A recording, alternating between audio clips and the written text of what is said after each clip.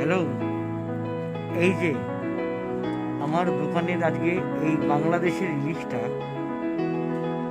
খুব ভালো করে আমার এই ভাই ছাড়াচ্ছে এখন কারণ এটাই আমার আজকে এই দোকানের শেষ ইলিশ। এটা একদম বাংলাদেশের পদ্মার ইলিশ।